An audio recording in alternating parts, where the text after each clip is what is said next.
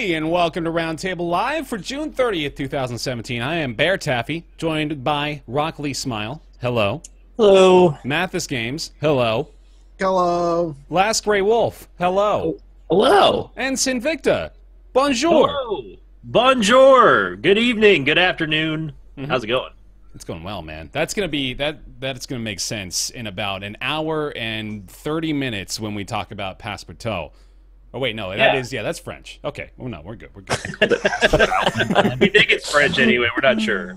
Pretty sure. I thought the language in Dead Cells was Italian, and that's also apparently French. So I got ribbed a little bit for that misidentification.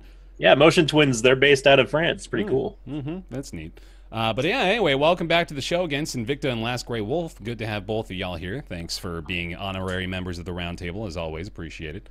Absolutely. Happy to be here. They're going to be talking about, well, we brought Austin on. I don't know if you're familiar, but he's played this little game called PlayerUnknown's Battlegrounds every now and then, and so we're going to be talking to him about that, along with another bit of exciting news that I'm sure he's known about for a little while here, the Super Nintendo Entertainment System mini version coming around as well. That's part of our docket for today, along with the changes to the Twitch affiliate system.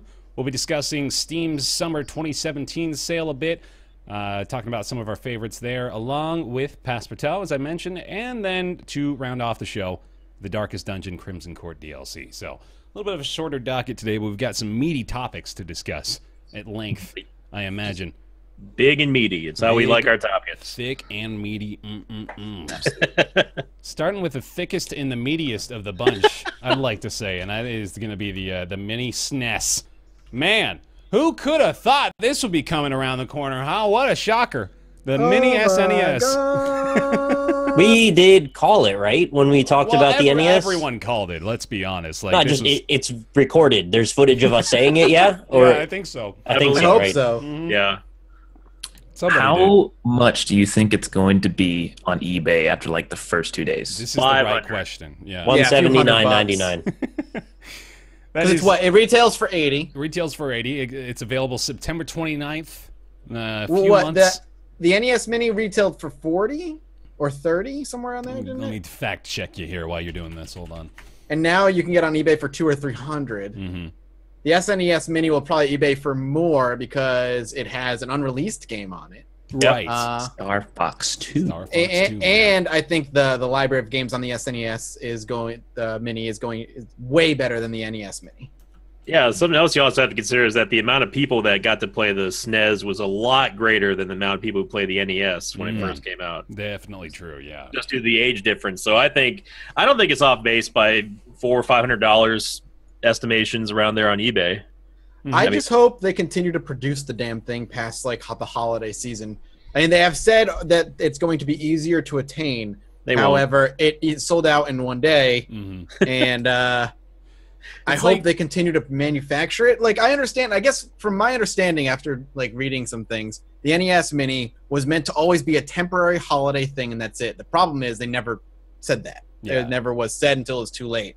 So if this is meant to be a temporary thing, I hope they goddamn come out and say it, and so people can expect, if we don't get one now, you're never going to get one, because people were in stores months after it was done being produced looking for the NES Mini. Like, they're one of the worst. Not that it's necessarily their fault 100%, but it's pretty bad when these Nintendo products come out. The eBay gray market transition is almost instantaneous at this point. And they've got to be aware of it to a certain degree, right? So I think they're looking to mitigate the damage as much as possible here, and they have said a couple of times publicly now that they recognize that the limited supply of the mini NES was a big issue. So. The mini S, I like that. Mini S, that could be good. That's good, Bear. That's good. The Switch is still hard to get, isn't it? Oh yeah, dude, it's still sold out everywhere around me. I just got one the other day, and it took me about a month of looking. Yeah, let's take that natural segue real quick, Nick. Tell me about your Switch acquisition. Well, I walked into Best Buy, and they had some, and then I bought one. They actually had them in stock. How many did they have? They had about 6. They had 2 gray and 4 of the red and blue ones, and I wanted the gray one. I'm not asking literally how you purchased a Switch now. Come on, I'm asking you what your plans are. I was funning it. So Yeah, I walked in. I was doing the rounds for a little bit of going to Best Buy, going to Toys R Us, Target, and Walmart, and I did that 2 or 3 times, and I wasn't getting anywhere. I was getting scoffed at a little bit. Just made a habit of that, and one day they just had a few, and I bought it. I really, really didn't want to pay the $100 gray market markup for no reason. Just sounds like a stupid thing to do. Like even over on Amazon right now, they're still selling them for what, like $100 marked up. And even the bundle ones are actually still a worse value. Like you'd think, oh, you're guaranteeing you're spending $600 or more. No, it's just you're just paying extra $100 for no reason. By the way, to the listeners, I was very recently very sick and had more oral surgery. So if I sound like shit, that's why. Just so you know. You bought, or no, you didn't buy Zelda, right? Because I'd rebought Zelda and Mario Kart, so I bought both the games I already own on Wii U. Did not buy ARMS, and I did buy Minecraft, and I'm enjoying playing Minecraft a lot. Well, it's a portable, functions very well, has customizable controls. You can play with the online. It's probably the best version of console Minecraft for those that care. I'm probably gonna end up getting one as well. I really am. I'm on the hunt at this point. I don't know when it's gonna become available again, but having seen Odyssey and just hints of Metroid 4 and all this other crazy stuff, it's beginning to come into the no longer the early adopters phase of its technological life cycle. It's now entered into the more mainstream flow. So that's exciting. Yeah. And by the way, the games that I bought weren't the impetus on buying it. I just didn't want to have to deal with it during the holiday season if I could help it. Yeah. I mostly wanted it for Kirby, Mario, and Metroid. So we'll see how those go. I assume they probably won't be terrible. None of them seem like they could be that bad. Anyway, though, we can go back to the mini SNES here. So yeah, Star Fox 2 is kind of a big deal. It really is. Yeah, this is kind of a surprise. There's a little bit of story behind the game. So it was never released, but it was finished. They canceled it very close to the end of its dev cycle, I guess. So the devs were just like, let's just finish it, and they did. But just Nintendo never released it. A very early on copy of the game got leaked, and that's what you can kind of find online. That is a very early version of the game, but no one's ever played this before, Star Fox 2. So it's going to be crazy to see if it's like a real deal game that's going to be really good. Yeah, I'm excited to play it. I mean, from the stories and development, blogs and stuff. The reason that Star Fox 2 was even canned is because the N64 is right around the corner. So a lot of the ideas were in Star Fox 2 got broken down and redone and put into Star Fox 64. That makes sense. Star Fox 2 apparently is the first one that had all range mode, so you can fly around anywhere, and that was taken out of Star Fox 2, obviously, because the game was never released, and put into the N64 one. So that's interesting. It's cool. Yeah. No, yeah. The Walker, the R-Wing Walker was in Star Fox 2 before we saw it in later Star Foxes and stuff.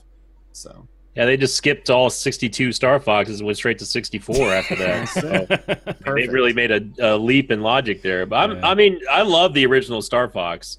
I was never bound to wanting to follow it past the N64 days, but I think it's a pretty neat idea that Nintendo they had enough confidence in the game to say, hey, let's bundle this in a brand new portable console, or at least a ported console of one of our old consoles, and just give it as an exclusive and see what the reaction is. That's a good idea. I mean, you can fault Nintendo for a lot of things, but they at least come up with some pretty good ideas every now and then. Definitely. Yeah, I've been so afraid to show Nintendo content on the actual podcast proper. Oh, yeah. I've been reluctant just to show this image of the website showing the games that are available on the console. I don't know. I think I'm gonna get matched, man. I don't know. I'm a little scared, but man, it's crazy looking at that image.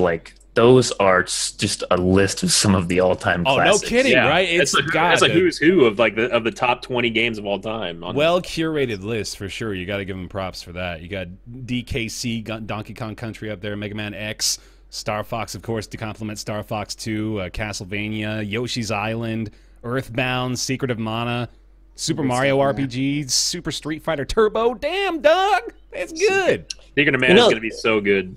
They're selling a new version of Street Fighter Turbo for the Switch for $40, and they're including basically the same thing on that. Yeah. I just find that funny. Why is that game so fucking expensive, by the way? It's kind of silly, actually. I didn't even register $40 in my mind. Street Fighter 2. Yeah. Interesting game not on the list, Chrono Trigger. That might be the biggest game that you don't see on that list. Probably licensing issues, right? Because they were selling more on the DS. Well, they were, but they are releasing Super Mario RPG, which is the same company, Square Enix. Maybe they just thought they had too many RPGs. That was Square? Super Mario RPG? Really? Yeah. Wow. Yeah. They also have Final Fantasy 3 on there, which is usually touted as the best. I don't share that sentiment, but I mean, Square's they've got Final Fantasy, and you've also got Secret of Mana. They, including Chrono Trigger, may have possibly bumped off the other two or one of the other two. So I also I do wonder. Speaking of bumping it off, I wonder if they actually had to account for space limitations on this thing or something. Probably not. No? Yeah. I could tell you the whole of the entirety of all the games that are available for SNES. I believe it's less than a gigabyte. I can tell you that with certainty in a moment. That's nice. Which is just incredible, considering how good the games were, how limited they were back then, to still make games that are almost timeless at this point, to work with a fraction of the hard drive space that we have today. No, I could be wrong. It's looking like it's closer to 3. My bad. Still, you can get an SD card for 4 gigs. It's not that expensive. Right. Just saying. Yeah. But yeah, anyway, they got pretty much everything you'd want on this thing. Of course, failed to mention the big ones up top there. You got Link to the Past, Mario Kart, Mario World, F-Zero, Super Metroid. So, it's a really good line. It's like almost every game that I had. When your second list, your second tier list is Donkey Kong Country and Mega Man. They're not even a featured title, right? Yeah, you've got a good list. Definitely. Yeah, it's there's a little room for cynicism here, but otherwise, I don't know. I think mostly just the cynicism is stop selling us emulators for premium price, but that's about it. It's a great lineup. It's going to be available. It'll be about a week before it's hacked, and there'll be a bunch. You can just plug it in and download every other game. And you could just not buy it and run it on your computer if you really want to go that route. True. Come on now. I mean, Nintendo's not stupid. They're they are well aware that you can just emulate. You can even create an emulate box for I think less of the total cost of the actual MIDI SNES, but it speaks to the people who are actually wanting something official, and I'm sort of a sucker for that sort of thing. Yeah, I think people really undersell the value of legitimacy. Exactly. Yeah. Well, another means they have legitimacy is the Virtual Console, which is another way they can sell you emulated ROMs, and they don't populate that well enough. So, put all that shit on the Switch. Done. This has HDMI ports, right? No, I would assume so. The last one did, yeah. The last one had one HDMI port. Yeah, I'll look it up for you. I'm trying to find out. I don't see anything about it. I'm fairly sure that it actually does, but I'll take a look at it. Because that's obviously another big issue too. Is if you can give me something made by Nintendo that just has an HDMI port and is a Super Nintendo system, that's gonna, especially for someone like me who may be interested in streaming or creating content out of something like that, that eliminates a lot of loopholes I have to go through. They might put a filter on it though, so you should be aware of that. Possibility. If you care, yeah. Yeah. Yeah, it comes with an HDMI cord apparently. Okay, cool. Yeah, I figured. And 2 controllers. Yeah, I can't believe. Well, I guess I can believe that it sold out so quickly. I even went so far as I asked TB. He proclaimed that he actually got one via Amazon UK, and I asked him if he can get me one. I'll obviously pay for it. He just sends it to me. He said that they're already gone by the time he refreshed the page. So I don't even know when they're going to restock over here, but I'm going to try to get one as soon as I can. Word. I'm excited. It's going to be fun. Yeah, cool. All right. That's the Mini-SNES. Available September 29th for $80. You think we'll do a yearly cycle with each iteration, so the N64 one will be next summer? It wasn't even a year, was it? It was no, I guess not. 6 months ago or something. Yeah, 6 month cycle then. It's not going to be too long. I can see him doing it. Mini 64, I mean, why not, right? At this point, fuck it.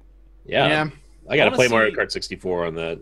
I want to see a mini GameCube that looks like the size of a Rubik's Cube, and the discs are little, little Playhouse donuts. A little keychain one. You could put it on your keychain and play GameCube games. It's just big enough for the HDMI port on the back. Oh my god, that's you just actually made a prediction. In 2 years, we're gonna come back doing this show still somehow and be like, man, how did you know we were gonna do that, Nick? You guys have seen how small flash memory can be, right? Like the micro SD cards. Yeah, they're like it's literally they're like less than the size of your fingernail, right? So, exactly. Yeah. In the distant future, 2019, the Roundtable podcast streaming you live from their brainwaves to yours. That's right. Talking about the mini GameCube released today by Nintendo Entertainment. I like that you think we'll all be hooked up to the Matrix at that point. Singularity will have like happened. in 2 years. So far in the future, I mean, It's a fair estimate. I guess. Twitch affiliates have undergone serious changes as of late. In fact, it's kind of tough to tell the difference anymore. Subscriptions for affiliates have come, well, they're here, in fact. Full swing. Fully available for each Twitch affiliate. And they include the $4.99, the $9.99, the $24.99 tiers, along with the Prime subscriptions. As I mentioned, pretty much the same deal for partners. We've got this image. I'm going to pull this up again while I pass the buck here, but we do have an image outlining the differences. But let me get general feelings from anybody who wants to take the podium here. How y'all taking this one?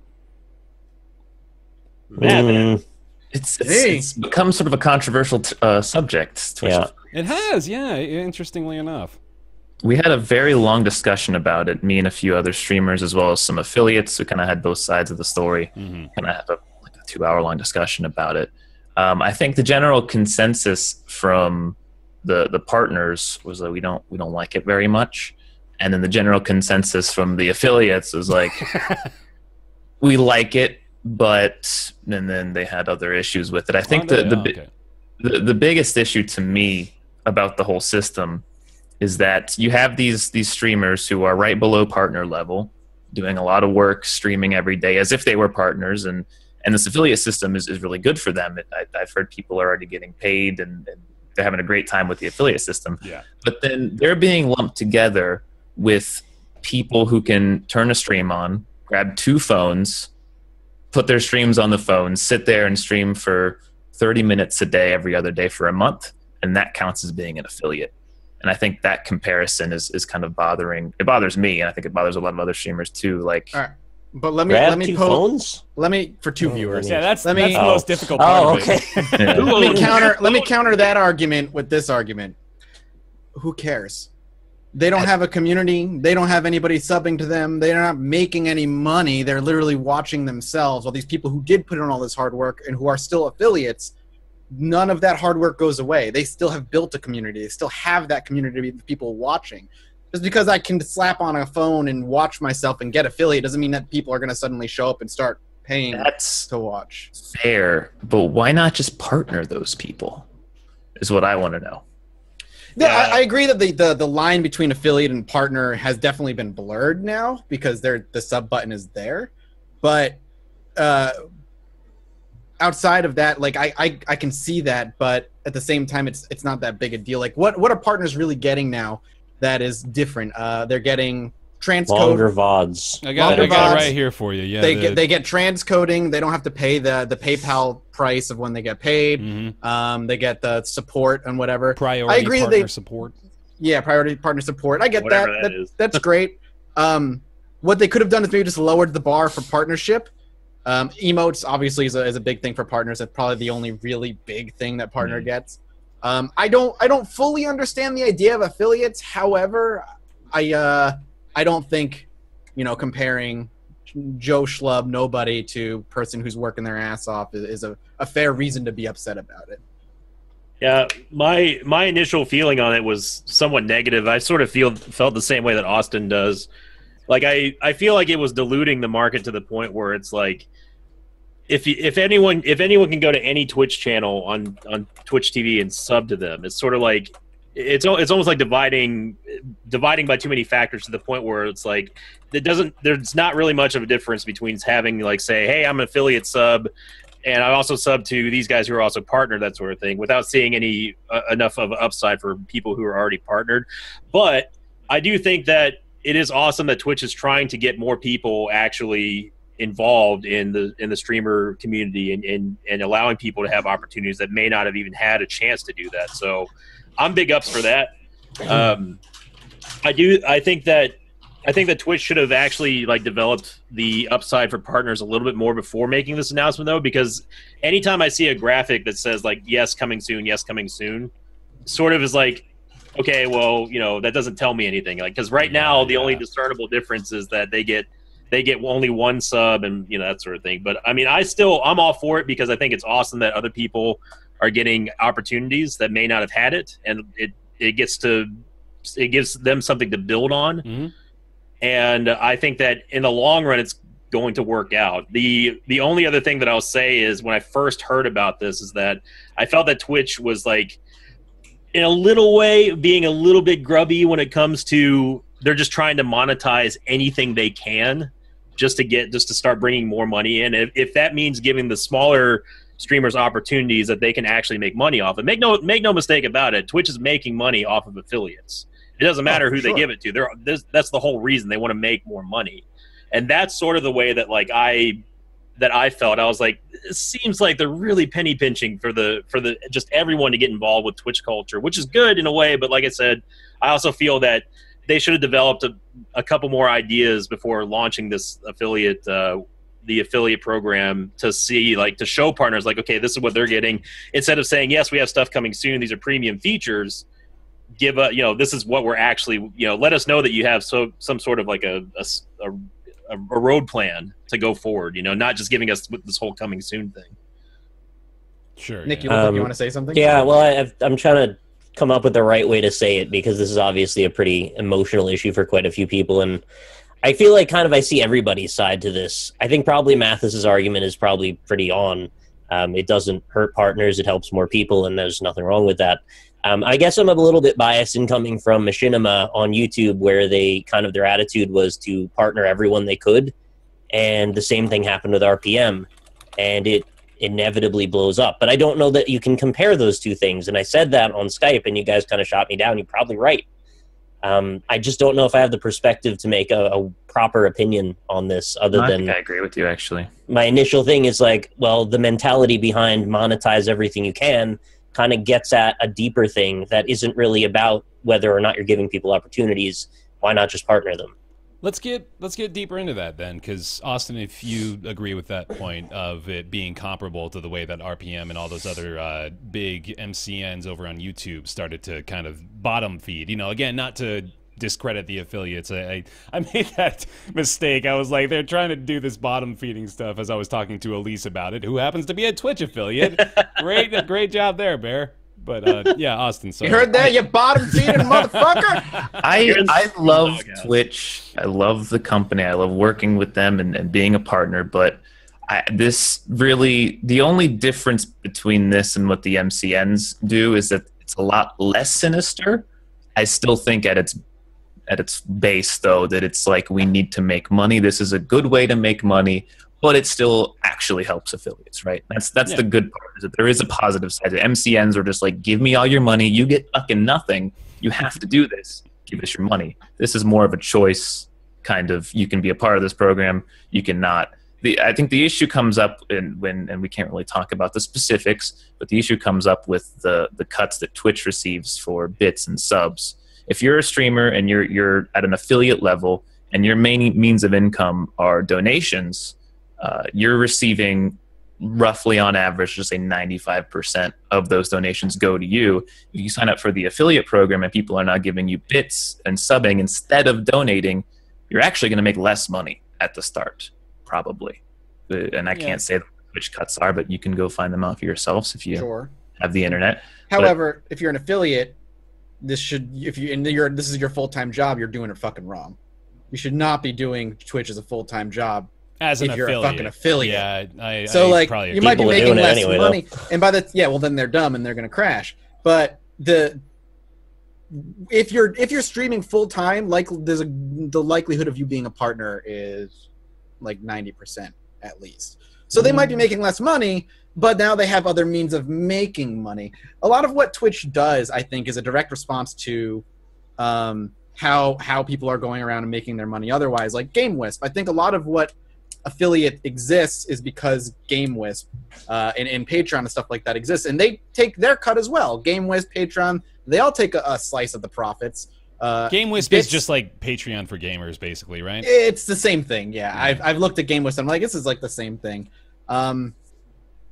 I think it's. I mean, if you're an affiliate and you're like, I'm making less money, chances are, I would say you're probably making negligibly less money, and you're not making enough to do it as a living in the first place. I would argue too, comparing them to MCNs is wildly different because the time MCNs came up in RPM, their tactic was to prey on a problem within YouTube itself, which was the copyright claiming and the ad problem of AdSense. And they're like, you know what? We can make a ton of money by giving everybody protection because YouTube isn't going to stop us from protecting them from auto claims. We'll give you 50 or 40% or 50 or 60% of whatever you make. We'll take the other 50 or 40 and you can make money and woo.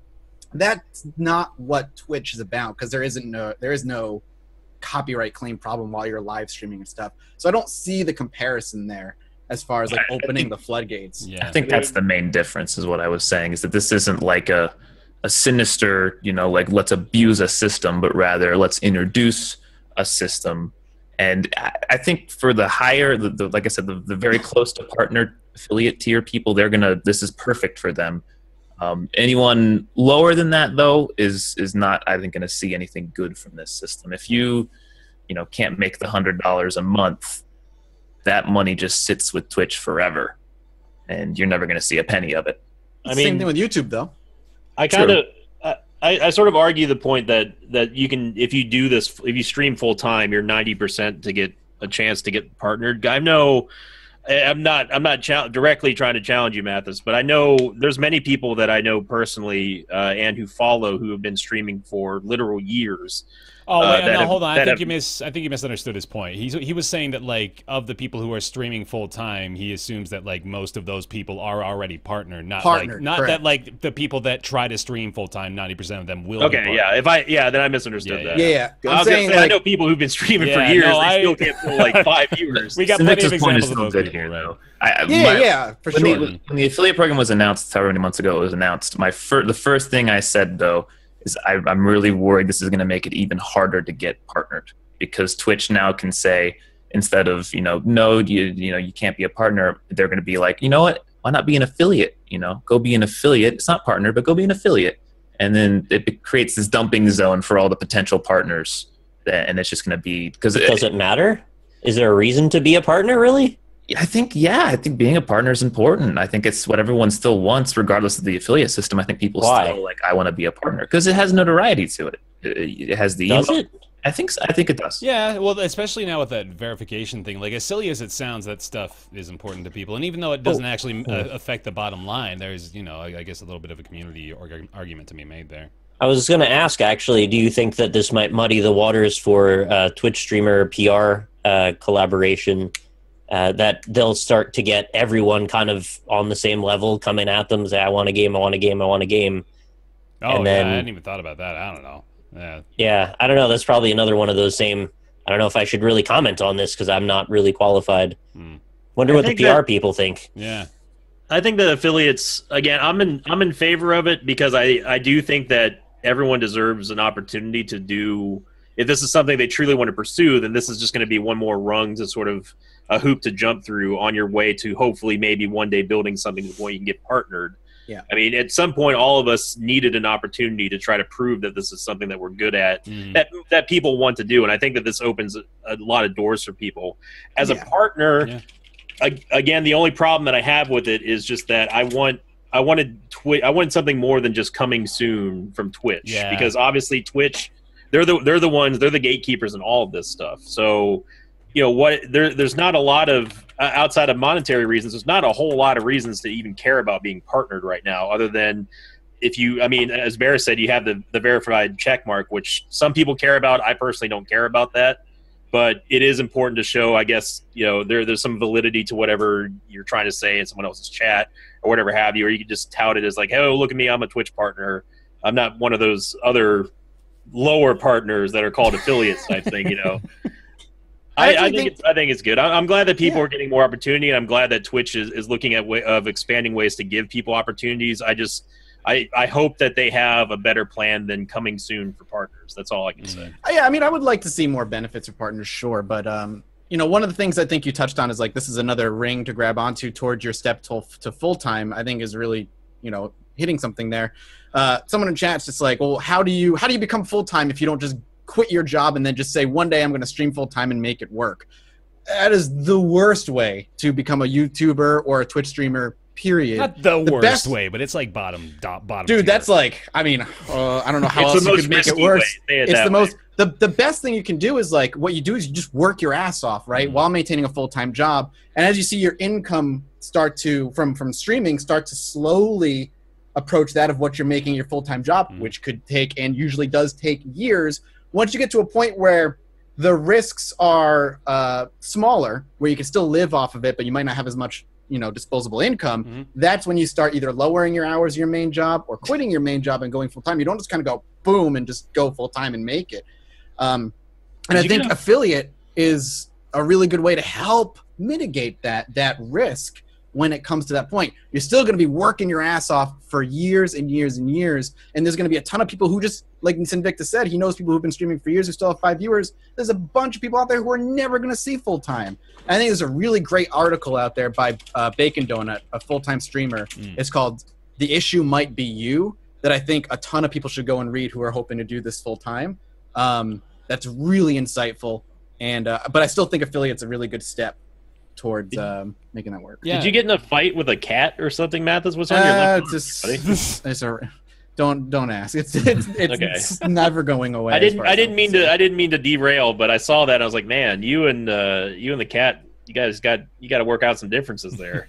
I actually love the people who say like, don't follow your dreams. I think that's genius. I know it's a cynical way of saying it, but I honest to God think that is more wait a minute realistic. What does that even mean? Don't follow the statement is just don't follow your dreams. You have to expand on that. But like a lot of people like follow your dreams, do what you got to do to get to the top or whatever. I hate that sentiment because it's not realistic. I hate follow your dreams because it's just one of those pie in the sky fairy tale things. It's just realistically we can speak from a high horse because we fucking made it. Yeah, we got lucky. But most people, how about have dreams, but realistically have 3 backup plans before you start chasing that dream. That's a much better statement. It's a lot better than don't follow your dreams. It's like follow your dreams realistically and with a concrete plan. That's a much better statement. Set goals, have strategic partnerships, pivot when you need to. Those are all things that you can actually do. Exactly. And I think that's a lot of why we are where we are. It's because of those things. I mean, really, Twitch partnership comes down to being in a clique most of the time. Some people just don't make partner for no apparent reason, for really no reason at all. Most jobs, including YouTube and Twitch, networking is 75% of the work. Yeah, Metallica said it best. Not who you are, it's who you know. It really is. For the record, I don't feel that I've made it yet. When I can start paying for my own like rent and like when you can pay someone to give you a random hand job at any day. Exactly. Until I reach that level of making it, I officially say that I don't think I've made it yet. You got someone on hire. It's a random hand job, so it's like they surprise you with it at some point during the day. Yeah. You've just got a dude who's going to come in there and just start going to town.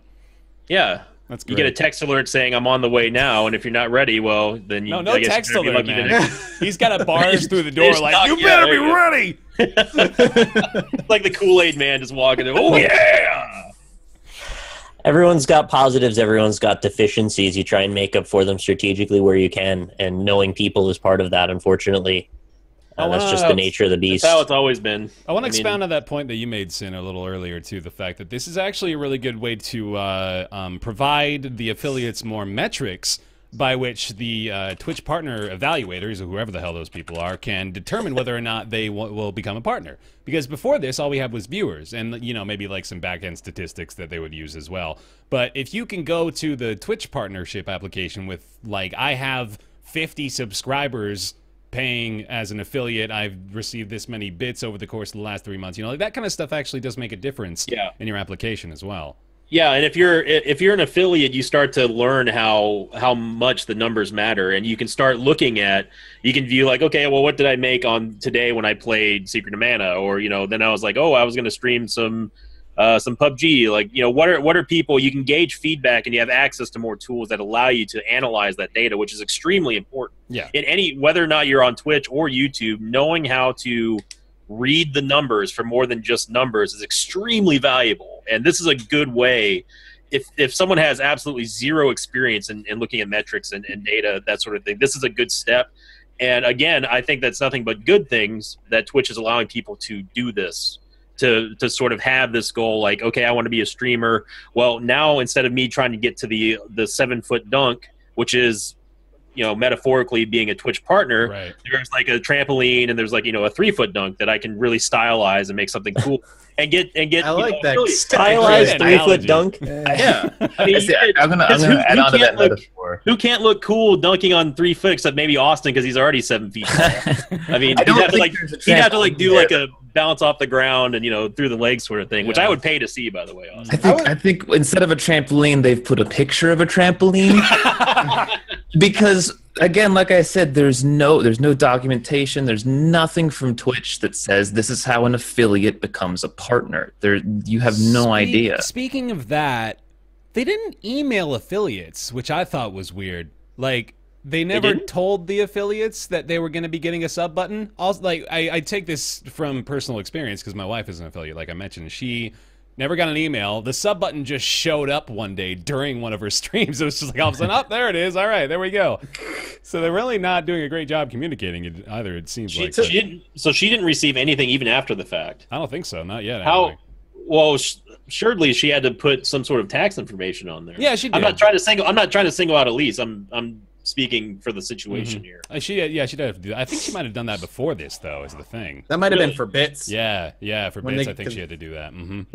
Can I want to interject really quickly. You said there's no documentation from one to the other, and an interesting thing that happened in sort of that midway gap is Streamlabs, which you might know it's a very popular piece of software / group that creates software that allows streamers to display things on their streams, essentially UI components. And they've created something called Streamlabs Guilds for partners, or they call them All-Stars, which I'm one of. And what guilds are is they allow you to make an apprenticeship slot, or many, and charge per hour to take a streamer under your wing and teach them how to stream and be a streamer and get partnership. No, like that. No. Is this the first you guys have heard about that? I've never heard that. That sounds like a really... Scuzzy. You can not charge for it also. It can be free, but I'm just looking through them right now. I see one is $15, one is $9.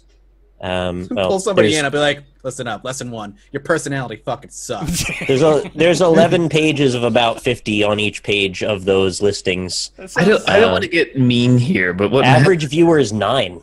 Damn. What Matt has just said is kind of something that is really tough to actually do. There are some streamers out there that they need someone to tell them, hey, you're bad. This is not going to work. You're doing something wrong. But it's really hard to do that. It's read the article by Bacon Donut, and it is called "Maybe the Problem Is You," because that whole article touches on the subjects that nobody really wants to touch on. It's like, maybe you're just not entertaining, like, in any way, and that's the problem. There was a big Reddit thread that happened last year. I think, Mathis, you may have seen it, about the guy.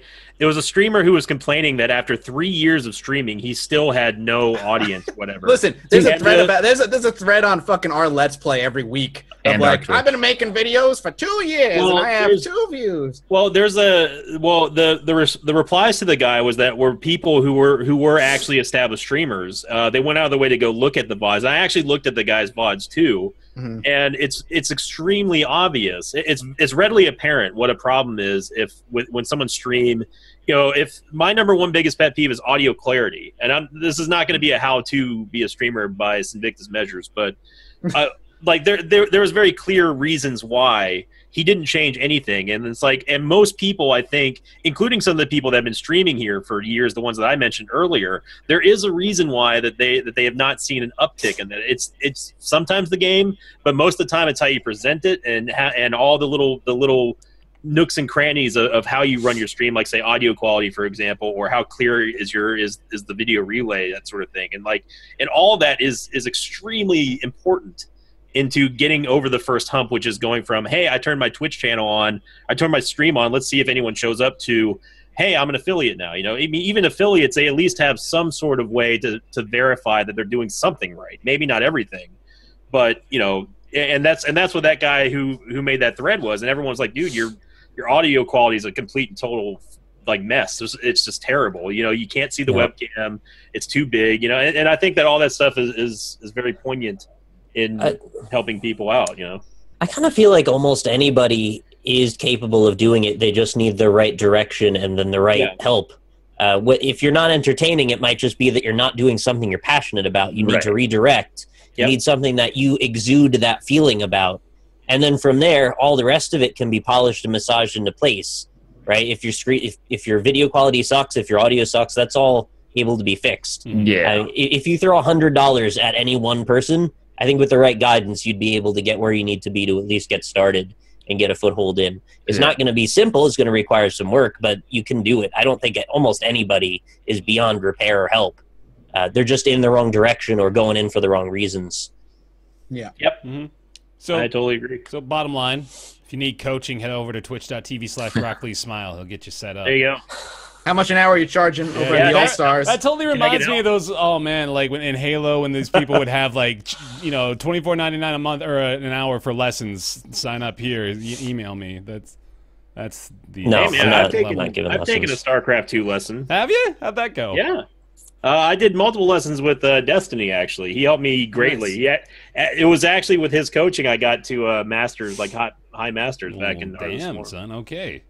It's great. Sometimes it works out. I'm not shy about it. I like Destiny. Stephen Bonnell is he's a cool cat. If you have specific questions, you can ask me on my subreddit, r/RocklySmile. I'll be happy to answer them. Well, there's a real one. Cool. I don't know if there's anything else we didn't touch on. They do get 3 emotes, technically, 1 at each level. And then they don't get to choose their sub emote prefix either. Sadly, that's. Oh, there was a good story. Someone told me his name was like, I can't remember, but it was like a holster. It was like basically, long story short, they gave him the code a-hole. Really? Yeah. Nice.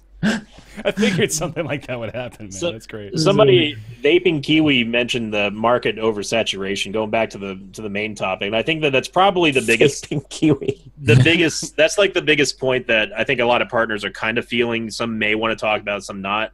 But I think that definitely the danger of oversaturation, and they're really gutting they're trying to turn more viewers into streamers, which could dilute the possible pool of people who would possibly be subscribing to partners or not, or whatever. I don't know if you guys have any opinion on that. I can't even begin to really take that seriously, honestly. It's just I'm with you. I don't take it seriously at all. The important thing to remember is that we're all competition. We're friends here, but we are each other's competition too.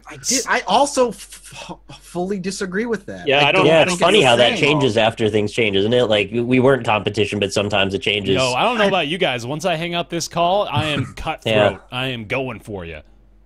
I think, like, maybe in the earlier days where your numbers are smaller, competition, maybe, like, I'm competing. But YouTube and Twitch is unique in that, unlike television, I can watch what I want when I want and when I have time. I'm not competing for the same 5:30 time slot on a Friday with you guys for the same video, and if you don't watch mine, I don't get to watch yours. It's streaming maybe a little bit different in that, because is kind of like that now, actually. It's gotten to the point where you're competing with quite a few people no matter basically what time slot you're going for. I think when you're more successful, it's less apparent. But I think it's still there. I mean, we're not at each other's throats, really. I think when you're at that point, you don't need to worry about it anymore. But I think that idea is still there, and that saying that we're like competing against each other, though, is like an aggressive way of saying it. But I think it's I don't consider myself to be in competition with really anybody. I mean, it's streamers helping streamers is sort of what Twitch is built off of from the foundation. I mean, at a certain extent, if you are streaming at the same time of like the NLSS and stuff, and you're not on the show, it's like, okay, well, people who might be watching me is probably watching the NLSS, but I certainly don't view it as like competition or anything to really, be worried about. Yeah, no, I mean, it's that's like what within our circle, I think it's pretty easy for us to say that we're not really competing with one another. But even going beyond that, I'm fairly certain that like I don't really feel that way about any other channel or Twitch channel or anything like that. I don't feel like I'm a competitor with anyone else.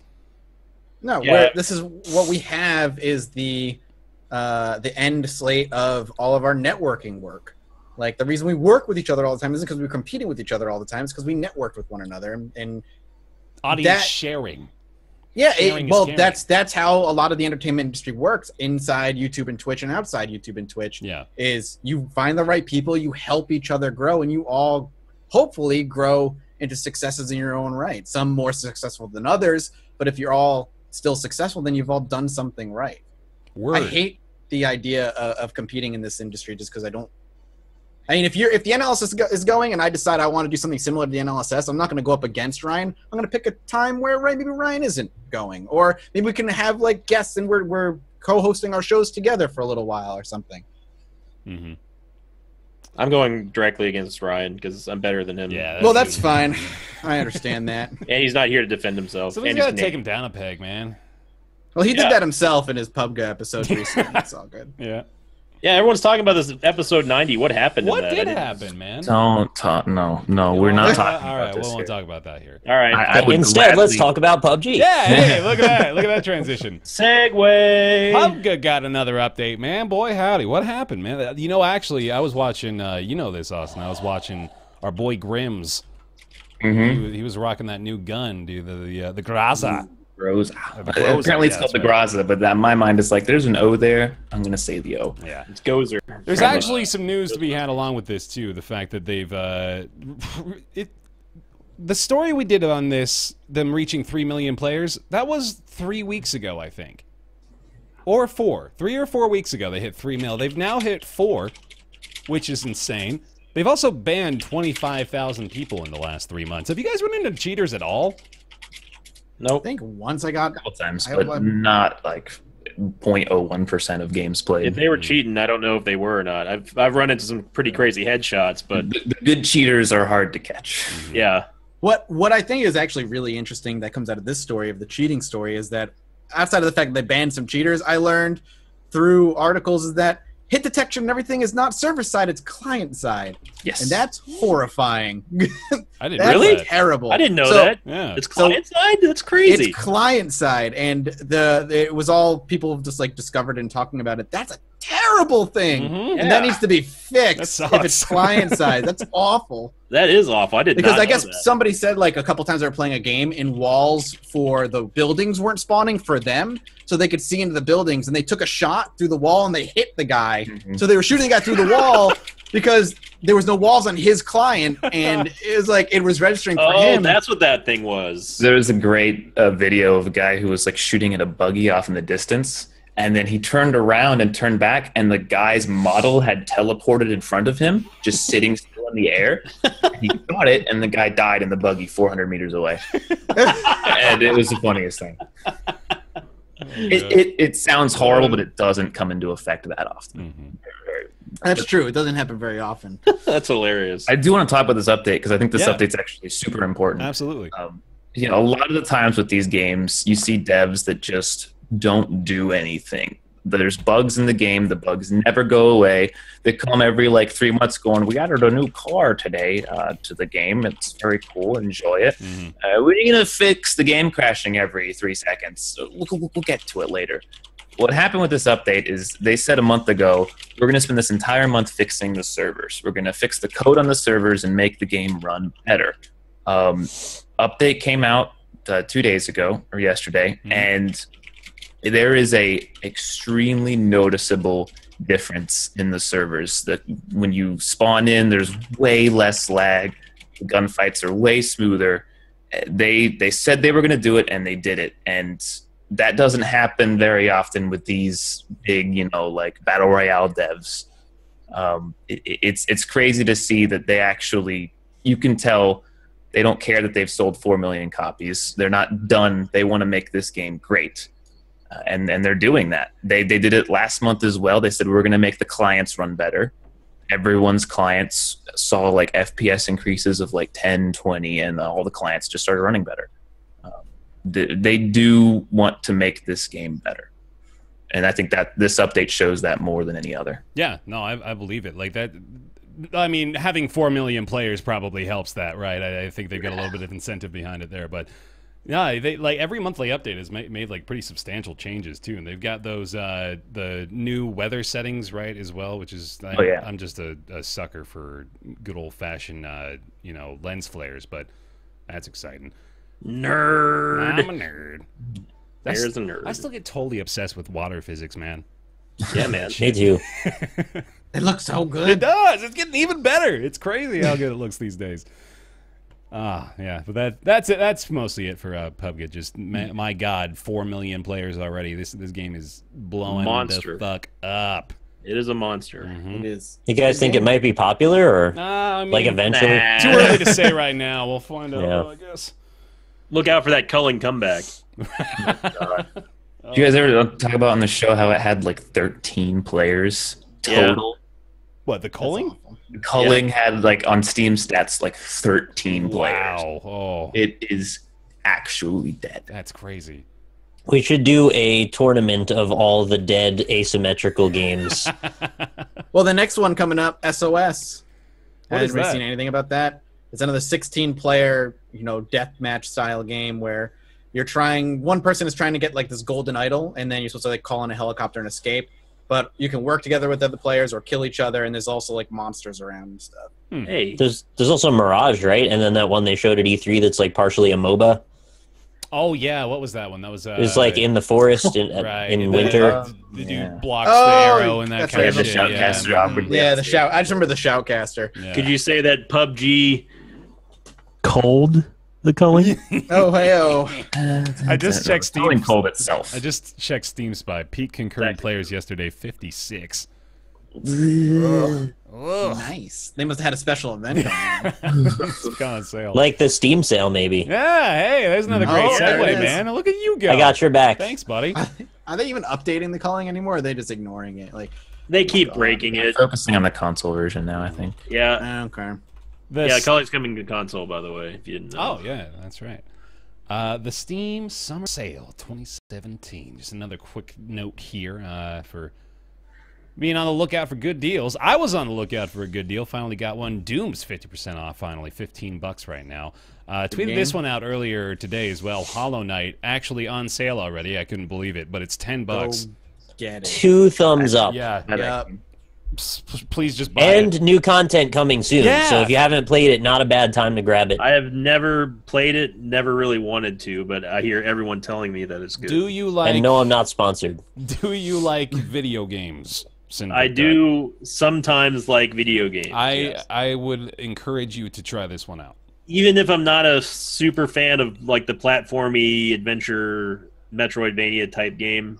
It's pretty platformy. It is pretty platformy. It's definitely a Metroidvania. It's like very a platformer. If you hate platformers, you might not like it. I don't hate them. I just don't find them all that fun that much. This one is. I think it's probably possible to have fun with this, even if you don't like platformers. Okay. I'd skip And- that far. Use this as a benchmark. Like, if you don't like this one, you probably can just write off the whole genre. That's actually true. Right? Yeah, $9.99. I'll pick Hollow it. Knight. Hollow Knight is like it's the most Dark Soulsy game I've played in a long time without being Dark Soulsy in mechanics. The atmosphere and the way they tell their story and the difficulty spikes are very reminiscent of Dark Souls with the mechanics of a Metroidvania. Yeah. I agree with that assertion. Any other big deals y'all got your eyes on here? I've got a few that I could shout out as well. We're streamers. We own all the games. That's true, but we got to give No. them the heads up, you know. Endless Legend, $7.49. Fantastic 4X game. Is it the crystal version? There's like a version with all the DLC. I assume that was the one. Classic edition is $7.50. Emperor edition is $10. Oh. Portal Yeah. is 99 cents. What is that? Wait, who doesn't own Portal though? Oh, Portal. I don't. I actually don't own Portal. Portal is free many times. Portal Or, is Portal 99 2. cents. Portal 2 is $2. That's crazy. You I might have gotta to go finally get that now. Yeah, that's there. You got no excuse at this point. If you somehow missed The Witcher, $25 for the whole Game of the Year, Game of the Year 2014, edition, 15, Witcher 16, 3, you mean? 17. Yeah, Witcher 3. 18, 2019, Game of the Year. Game of the Year, all years forever. I feel like I just like different video games than you guys do. Well, hit me That's up with good. your deals, man. What do you got? Well, I'm not. I've looked at all the daily deals and stuff for this Steam sale, and I've not really felt compelled to buy any of them. To be honest, it's either because I already own them or they just don't interest me. Sure. You know, like almost everything on Steam is on sale, right? Like, there's got to be some. Oh stuff. yeah, no, I know. I know. I usually whenever I see a game that I like or I might like, I just simply pick it up. I don't wait for the Steam. The big one that I'm eyeing that I haven't pulled the trigger on yet is Prey. It's $20 off, which is a great deal for how soon it just came out. Yeah, that was like last month or something, wasn't it? Jeez. It's $40, which is really good. Yeah. But I just don't know, do I want it that badly when I have 2,000 other games I haven't played? Also, Elite Dangerous is half off. Yep. But I didn't realize they partitioned the content, so there's like landing on planets is another $15 or something. That's the Horizons pack? Horizons. Yes, that's right. Horizons DLC. Like, I really want it, but I don't know if I want to get locked into the I want to buy all of it stuff, so I might just not buy it all. But I want to play it in VR. You probably won't regret it, Nick. Even without the Horizons thing? I can still say with 100% confidence that the experience I had playing Elite Dangerous with the HOTAS equipment in VR was like far and away the best gaming experience I've ever had still. Like, I have no HOTAS. I only have an Oculus. Oculus plus keyboard and mouse is probably still pretty damn good. And touch. Does it work with touch? Oh, I don't think it would work with touch. I think you'd probably have keyboard and mouse. Yeah. That's a shame. It's too complex. There's way too many commands. I definitely would recommend if anyone was interested in Shadow of Mordor, the Game of the Year edition is on sale for $4. That is unbelievable. That's not a bad deal at all. Absurd, yeah. Because that game was absolutely incredible. One of the few semi-open world-ish action RPG games that I've latched onto and absolutely loved. Oh my god, that's Game of the Year edition. $4. That is absolutely worth it. It's not getting cheaper than that, unless it's just a freebie. No, that is absolutely worth it. The Witness is half off. If you missed that one. And you also missed the Humble Bundle where it was free. This is your next best chance. Tokiden 2 is not on sale at all, so don't buy that. So good to know. This isn't going to surprise anybody, but you got Darkest Dungeon up there at a pretty deep discount, 60% off for $10. That's pretty good. Not the DLC though. Not the DLC, just the base game. Yep. Ori Definitive Edition, half off at $10. Another thumb and 3/4. Not quite up there with Hollow Knight. But... I gotta give Hollow Knight an edge somehow. Yeah, everybody was on Ori, and then it seemed like when Hollow Knight came out, that's all I heard about. Dude, that's exactly before what Hollow happened. Knight, Ori was like that was like the #1 spot that a lot of people who love platformers were telling me about that I still didn't play. Ori blew my fucking mind when I played it. I actually, I was playing this and thinking, A, how did I wait for so long to play this? And B, this is the best Metroidvania game I've ever played before. It was that's pretty much what I was beautiful. hearing. Yeah. Ori and Hollow Knight are both the two prettiest games with regard to 2D games that I think I could name outside of like Vanillaware stuff. And they're also the type of game I like, so it's like all of the good happening at once. It's getting a sequel, of course, next year as well, so a good time. Yeah. Wait a second. The Darkest Dungeon Ancestral Edition is $3.59. It says it contains the base game, the original soundtrack, and the Crimson Court DLC. Buy together. That's probably because you own the base game and it's making the adjustment for you. Okay. Yeah. Happy ending. Angelic Knight just bought me Prey. Oh! Thanks, man. Hey! Look at that. Any other big ones? Trying to dig deeper here. I think GTA 5 was still on sale, wasn't it? Yeah? I can tell you in one moment. Yeah, it's on sale for $30. It probably won't get cheaper than that. If for anyone out there who's not played GTA 5, it's one of my favorite games of all time. I think it's gotten down to 30 a couple of times before this, too.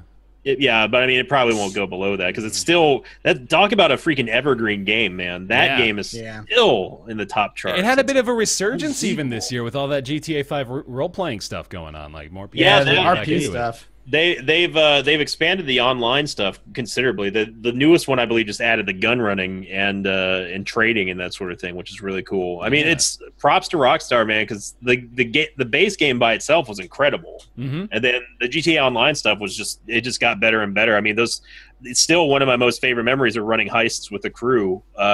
Doing those multi-staged, basically raids. Yeah, and to have it all work like smoothly and still be presented in a GTA sort of way was an incredible experience. I highly recommend it. If anyone's interested in picking up GTA, pick it up. Yeah.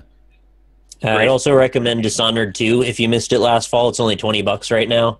They've patched all the issues pretty much that I know of, so it's pretty much the definitive version at this point.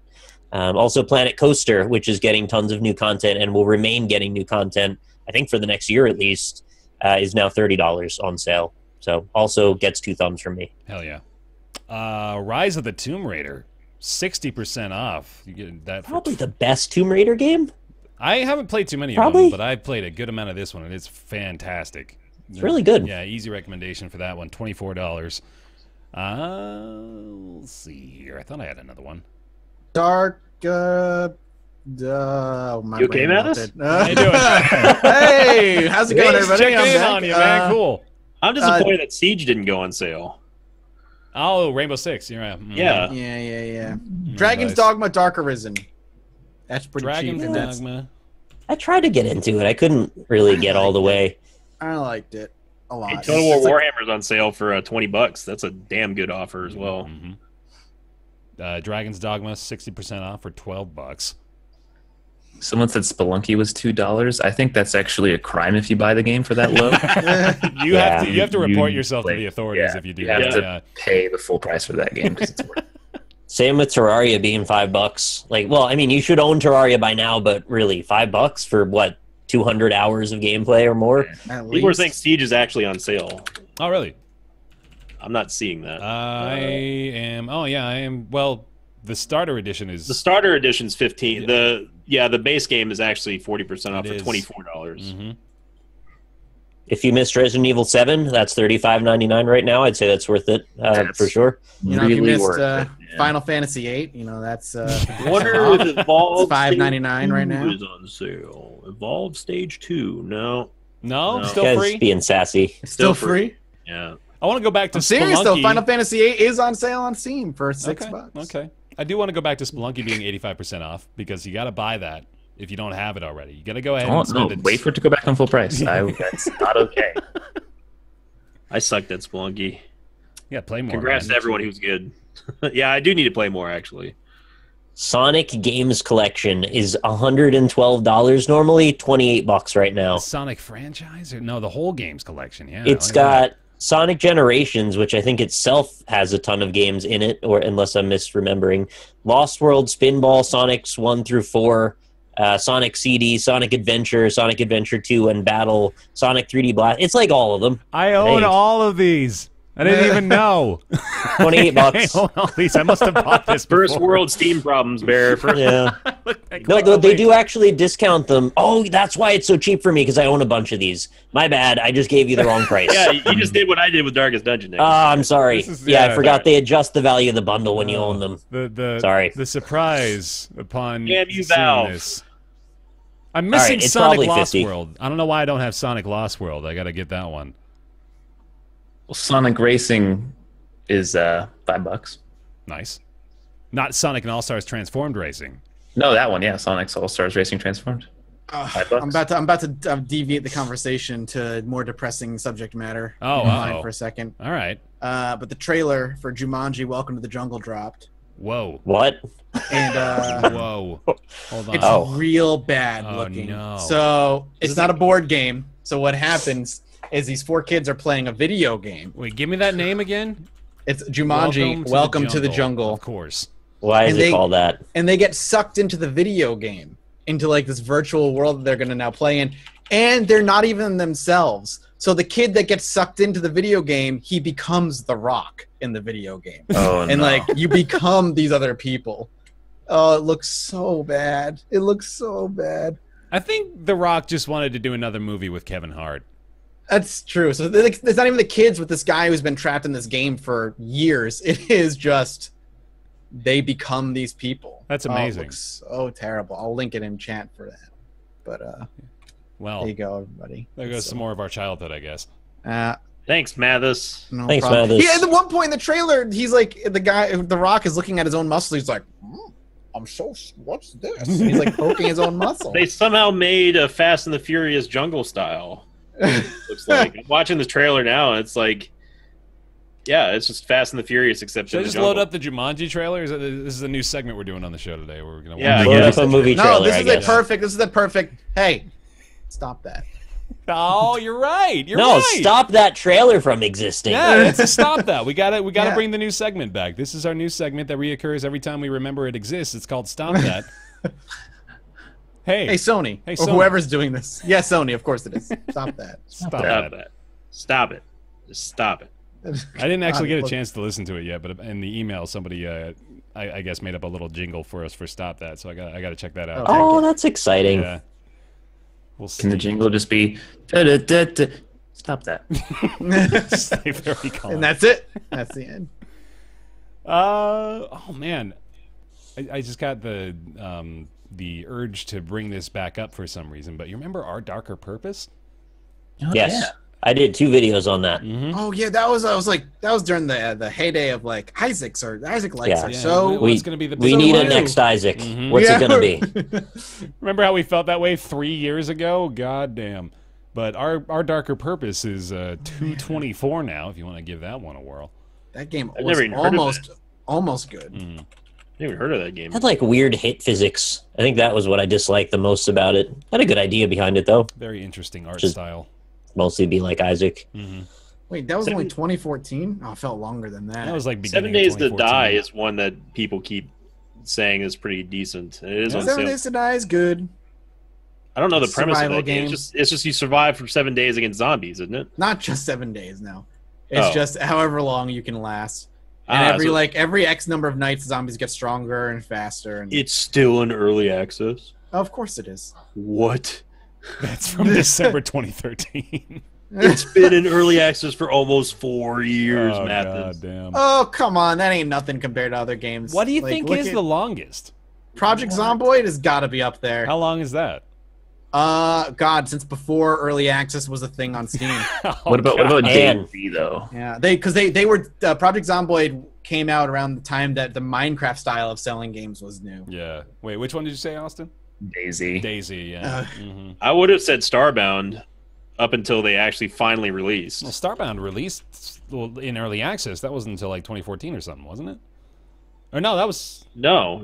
They were in development for 3 years before they finally went to version 1.0. Yeah. It was a long time. It's a long, long time. I have a list of games that I occasionally update on Twitter. One of them is Anne. Actually, that wasn't on the list last time, but did anybody remember? It's been at every PAX we've been to. ANNE. It's like a Metroidvania game, 2D. And I've been following that since I think about 2012. That and Delver's Drop, which is also still not out. Oh man, yeah. Didn't Delver's Drop get canned? We keep thinking that, and then it keeps coming back because there's like one new post on the forums. Oh. They had like a Kickstarter though, so Yeah. it's one of those like, please don't can this because that would be weird. Yeah. Project Zomboid's first purchasable alpha was April 25th, 2011. Wow! Oh, and Chasm is on my list, yes, but they finally are on track again. I know they keep saying that, but I think they're releasing early next year now. I think Zomboid wins. That's Good God. That's insane. Listen, if Zomboid ever releases, I'll do a month of nothing but Zomboid content on my channel. You can have a kid and like send him to preschool by then. Yeah. Send him I out. think we're gonna say send him to prison for some reason. I don't Yeah, know. you can have a kid and send him Send straight him up to prison. juvie. Someone in He could've chat gotten mentioned out already. Cube World. Oh, You guys Cube remember World, that's Oh. right. You guys notice how Wally showed up like 3 or 4 weeks ago after like 2 years of silence again and be like, Yep. hey, we had this new weather effect added into the game. Sick. You He can just, raid. yeah. He just stopped talking. He stopped, but the way he comes back is hilarious because he comes back as if he had never missed a beat, and he's like, Oh, he's game he's today. completely shitposting by now. It has to be. It's hilarious. No, he's self-aware. He's got to be self-aware. That's great. That game came out and made a splash like for a week. Cube World's great, man. I played that non-stop for a while there. It's one of those games with the word potential just like slapped onto it. Yep. Cube World was fantastic. You got Overcooked for half off here. That's a good deal. $8.50. Great co-op experience. I recommend it. I'm going to see what's going on with Cube World right now. Do it. No Man's Sky, 60% off. Don't ever touch that game. The game is fucking. I still maintain that the most recent update I played of that was not terrible. That's what I've been hearing about that. No Man's Sky, the most recent update, not terrible. Hey, it's not as bad as it used to be. Quoted by BaerTaffy. Hey. Oh wow! I just dug deep for this one. Battle Block Theater is $3. Go ahead and pick that up. Yeah. All right. Yeah, that should do it. Steam Summer Sale. Plenty of good deals. Plenty of good options. There you go. Real quick, let's talk a little bit about Passpartout, because I think most of us on here have had a chance to play it a little bit. Passpart-Out? Passpart-Out. How'd you say it, Sin? I will say that I called it Passpartout and everyone made fun of me. They should. Yeah. That's how I said it until today when you said Passpart-Out. Yeah. I was like, oh. Texans Sinvicta was like, Passpartout. Starving artist. Passing parts out. Yeah, I'm passing something out. I'm gonna pass out today. It's Passpartout. Passpartout, probably. Passpart-Two. Passepartout, the starving artist. Passepartout. On Steam. Because it's French. This is more or less Microsoft Paint with some management elements, but I've really enjoyed it, actually, just for the little bit of time we played and what I've watched of y'all playing it. It's, weirdly enough, it seems like a good multiplayer game, doesn't it? Like, it's great for grouping For together. streamers. Yeah, for us. I kind of think all of our enjoyment has come from us, not from the game. You like, think I think so? we could have just played MS Paint together, and it would have been so exactly that was going to the be same. my question to you guys who've all played it. Is Passepartout literally just MS Paint with a dude walking around? Well, I think MS Paint would actually be better because, one, there's an undo, and number two, you don't have to worry about going out of business and burning your Sonic picture, which happened to me. Is there like a game there though? Yeah, there's a or little is bit of a it all- game. It's like a very, very light management mechanic where you... It's an algorithm that slowly increases as you do more paintings. It's like nothing, though. Yeah. I Because thought like, they there's would no take- way somebody can walk up, like a computer can walk over and decide that painting is good and that painting is bad, or that one's worth buying and that one isn't. It's got to be like some. It's like a dice roll. Yeah, Well, I is it thought just that they- random? I thought that they would probably, the game takes into account how much mouse movement went on, how many clicks, how many different colors, and like how long your mouse cursor was like over a particular point on the canvas. Somehow that factors into the score. But I mean, I think it's neat. It's a neat idea to breed a little bit of competition between everyone who's streaming, say who got the highest bid on, if we made a sort of like a category type way of format. I mean, like what we did on the No NLSS the other day was great. I mean, that was a lot of fun. Yeah. For what is essentially Paint without undo, which I hated, by the way. I hate not being able to hit Control Z out of something. It was awful. Yeah, it's. I think what we're harping on here has got to be the biggest issue with this game is there a reason to get this beyond this is silly little MS Paint with minor progression? Doesn't really seem like there's much to give it credit for beyond that, though, right? Well, the funny thing is, if it does take into account how many colors, how many curves, how much mouse movement, all of that makes you ask this awful question: is one style of art preferable to another? Like called scribbling? Right, because that doesn't make any sense. And like, I guess they figured it out to their own ends, but for the reasons we've been playing it, which is to enjoy each other's company, I don't think it serves us in any particular way other than it's a game we can put to MS Paint. Yeah. And that's fine. There's nothing wrong with that. And I'm not trying to shit on it either. I don't know that there's any depth to it. Yeah. Yeah, that's pretty fair. I don't know really what else to say about it. I'm trying. I mean, does the game give you categories like when you're playing in the campaign or whatever? I mean, no. Is it literally just you just make whatever you want and the game bids on it? Yeah, I mean that seems like it's just about it. You got that little.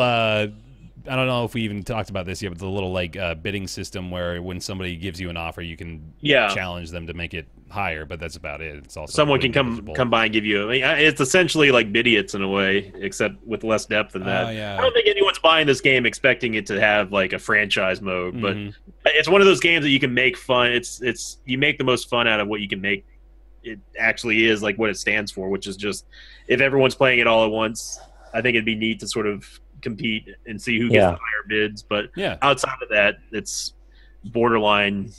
Yeah, is this a game that could stand on its own if you guys streaming together, multiplayer wasn't involved? If it's just me by myself wanting to play a game, is this a game I could play and enjoy? Well, it depends on your personality for sure. I do think there are certain people who the answer for that is yes. Like artistic types. Yeah, I think there is an audience for this game. I really do. Like where they don't just want to sit around in MS Paint and dick around. They want to have a kind of gamified element to it, and this presents that to you. I think it'd be neat if they had a way that you can upload your most bid on, or even any art, after like maybe a little bit of quality control, and let people like on boards and stuff bid on it. Yeah, that would be cool if it had like some built-in community aspects. But it's all gonna come down to people just drawing dicks all over the place. Like I said, quality control. Yeah. Maybe the community can vote. I guess that each one of the buyers has its own preferences for what kind of art it likes. Oh, okay. Which I would love to know more about how the algorithm detects that, because if it can detect, like they said, a piece of Baroque art, how is it doing that?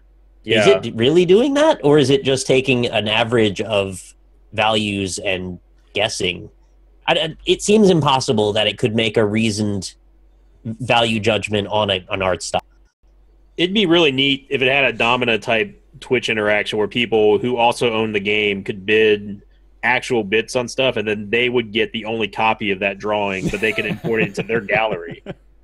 I think that would be interesting. That would be interesting, yeah. Yeah, because I mean, if you think about it, unless you're making duplicates of the same piece of work, if you go out to an art gallery and buy something, that's the only copy of it. It's yours. If you take it from a starving artist, it's as in the title. I think that would be pretty. But the technology behind that is probably pretty intense. I'd imagine so. It'd be neat, though. I think it's a neat idea. I hate to be the one shitting on this game, too, because I don't mean to. It's just I love the potential of it. I just don't think for us this game is more than a shell, right? It's a 3D environment with a canvas, and we can draw stuff together, and I like that. Yeah, and then I really want it to be more than it is, I think, because I really enjoyed what I played of it, and I think maybe like you said, like it's got something there that could be more than just like you said, like a platform for us, more or less. But at the moment, I'm pretty sure it's just that. It's a kind of fun little MS Paint. It's as fun as you make it, basically. Yeah, pretty much. But it's available for $10 at the moment. Brand new release on Steam. Passpartout. Passpartout. Passpartout. Passpartout. There you go. Passpartout D2. Potato. Mm-hmm. And that'll bring us to, a topic I'm excited for is the Darkest Dungeon. Crimson Court. So, full disclosure, I'm involved with this game. I actually did a little bit of voiceover work for a few of the bosses, so take my opinion with a grain of salt. Obviously, I'm also very heavily invested in the game itself. I played it quite a bit on my channel. With that in mind, though, I am definitely digging the Crimson Court content. So, if you're not familiar with Darkest Dungeon, it is a brutally difficult gothic RPG with Lovecraftian elements. Turn-based, permadeath, all kinds of nastiness. It is unforgiving. And the Crimson Court is no different. In fact, probably a little bit more difficult than the base game, I'd say. There's quite a few new things that you got to consider, and they've also rebalanced a lot of the elements of the game. So they've changed a lot of the trinkets, they've changed a lot of the skills, actually, on the characters. And just recently, they made some pretty major adjustments to one of the characters, too. So they're still rebalancing a lot of the different factors of the game. There's also a new character class, which is awesome, the Flagellant. He's been fantastic. And then there's new bosses, the new area, like I mentioned, and the thing called the Crimson Curse, which is effectively vampirism. And so Rob would love this game. Yeah, I really think he would, actually. Like, that aside, he would probably really like it. I hate the curse so much. It's tough, man. Yeah, talk about it a little bit. Well, my take on it is just that I hate that it introduces this new element of one more resource that we have to juggle, and they recently just hotfixed it to now it only stacks to 6, making it to where you can't exactly go on prolonged expeditions that you don't have enough blood to, like especially if you have all 4 of your members cursed. Yeah. I dislike it because it doesn't bring you enough. It doesn't bring you enough positive versus how easy it is for the game to give it to you. And in certain cases, you can give it to other characters by simply treating them or putting them in for the same type of stress management with people who are infected versus the people who aren't. So there's not. I really don't see an upside. I mean, yeah, if you get them bloodlusting, they get a 25% damage boost or whatever. But to me, it's not worth it considering that they always bark out stress whenever they don't have blood or they're craving, and it's just And they can damage their teammates. I hate that. It's just not worth it. I feel like it's just not worth it. The positives of the curse are severely outweighed by the negatives to the point where when we get back from a mission, I let go of everybody who's cursed. Wow. I just let them go. Damn. It's not worth it because it can get out of control very quickly. And if you have one person in a building, say you have 4 people who need stress management and one of them's cursed, now you're knocking out, like, why risk filling that building with people who are not cursed with the one person who's cursed and possibly spreading it? Just cut them loose and move on. It mitigates all of the risk by just letting them go. I think they really need to tweak the curse to have a reason to keep them around because, like Sinvicta said, the barking out of stress, the constant like debuffs before you give them the blood where they're buffed, hurting other team members. This is not a good enough reason to just cut them loose. On top of that, if you get unlucky like I am, you just simply have people die for something that is very incidental, or it's extremely easy for the game to give you the curse. You run into one of the mosquitoes or into one of the supplicants, and then that's just it.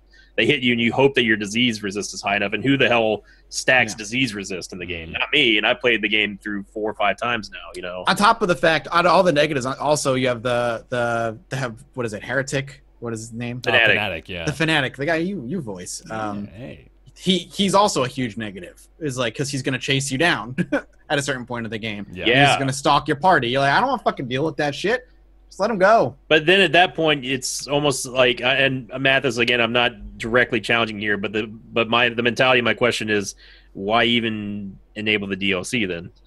It's a good question. Like I wanted to see the DLC, and I wanted to see what it was, and I like the theme. I think the vampire, like old blood gods are interesting, and I wanted to see it. And then once I realized how negative the curse was, I just let him go. I'm like, goodbye. I mean, I'm right there with you. I totally agree with it. I hate the extra micromanaging that you have to do, but it's not even like it doesn't even. The thing is, once you realize you can just let him go and not deal with it, it doesn't even increase difficulty of the game. It's just kind of this thing. You're just like, well, all right, I liked you, but I can replace you.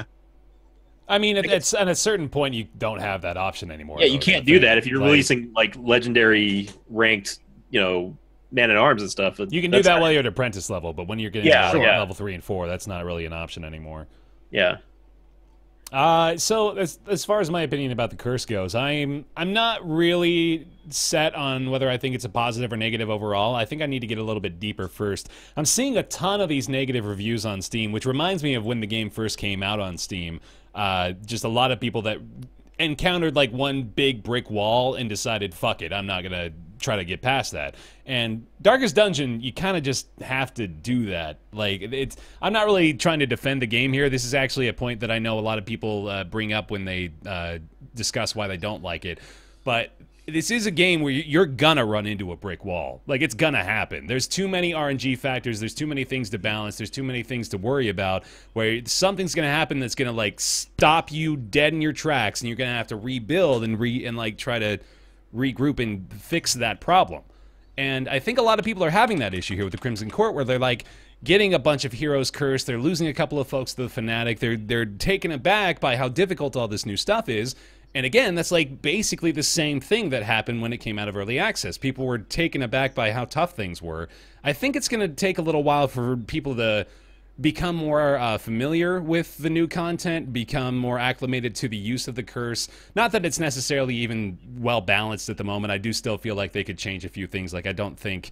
Did you say they hotfixed it so you can only stack 6 blood in your inventory at a time? Yeah. The latest hot fix before the Jester rebuff was the stacks of the blood went down from 8 to 6. And well, you could stack it to 12 before too. Or I mean 12, yeah, it went from 12 to 6. They basically cut it in half. Yeah, well, and I think the reason why they did that was because people were taking prolonged excursions into farming the Crimson Court, and blood just was sort of just like, okay, well, it's taking up our inventory, but at least I know I'll never ever run out. Now that you can only stack to 6.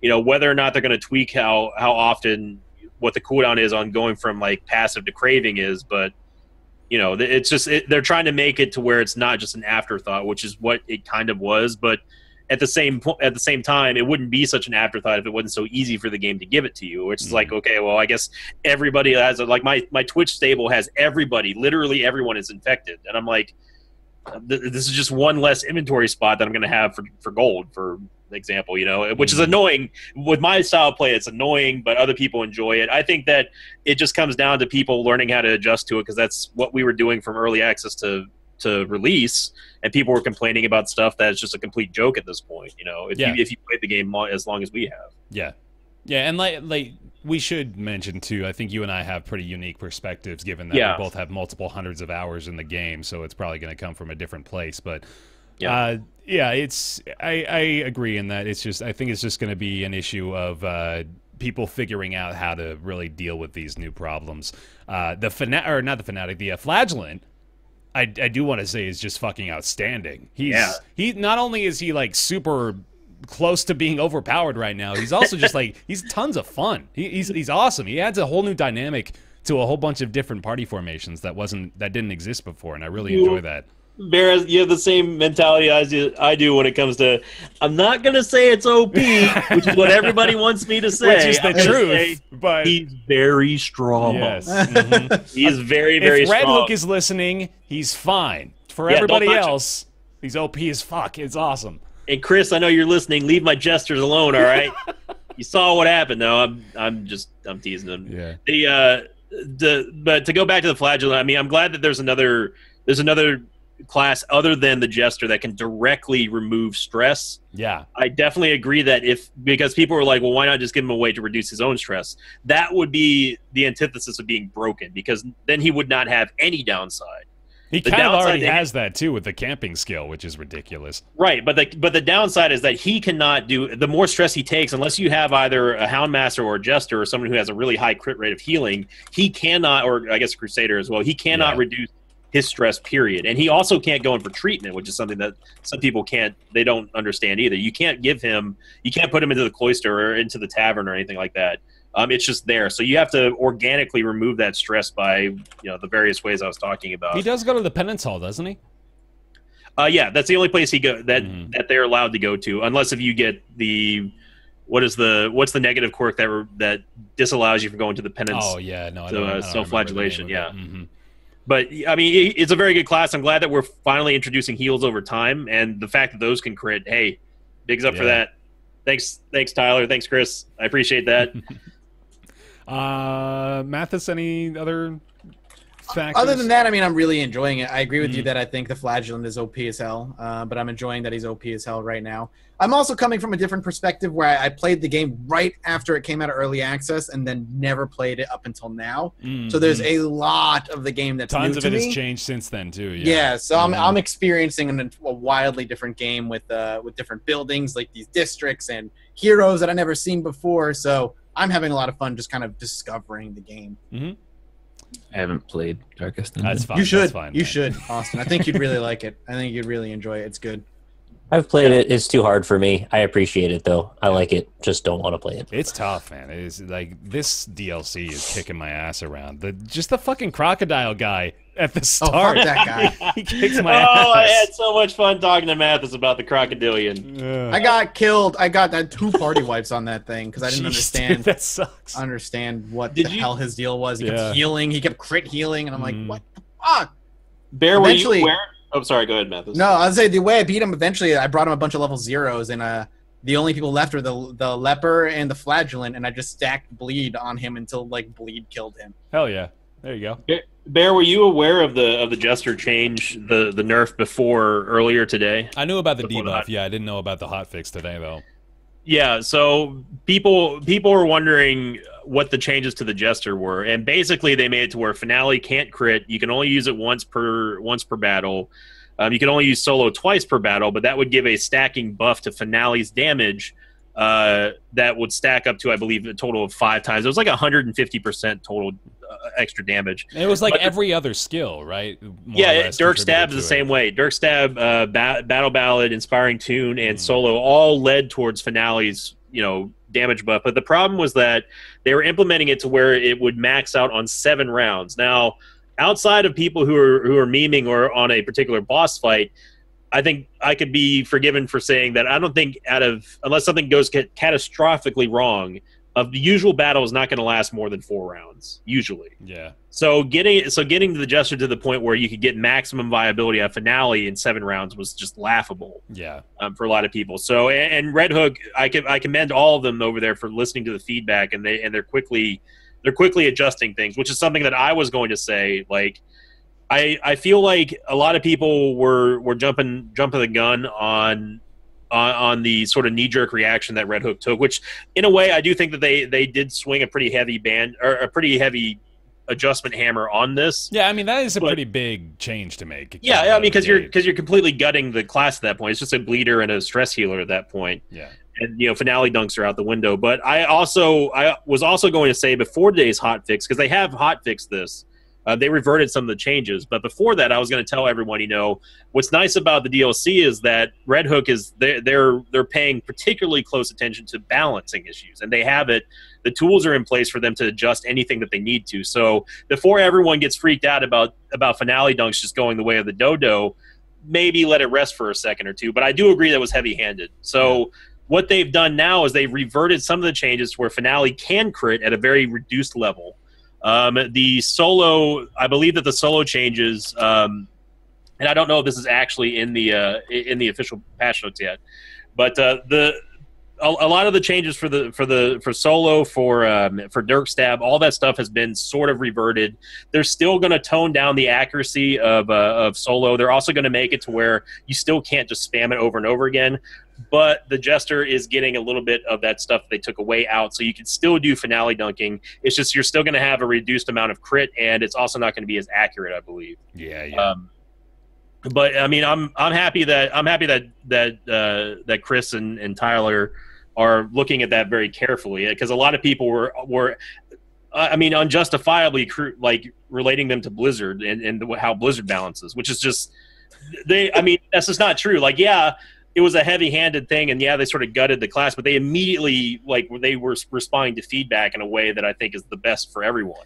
Tell me how Blizzard balances, Sin. Yeah, I'm not going to do that, but it's I'm happy. They balance by bringing in Probius. I've got a good piece of feedback here for him. We get fucking garbage. Fnatic gets 3 turns for every one of your turns at level 1. Short dick losers at Red Hook should balance their fucking garbage before release. So there's some good feedback for them if they need that. Yeah, developers love that. Mm-hmm. Yeah. Short dick losers.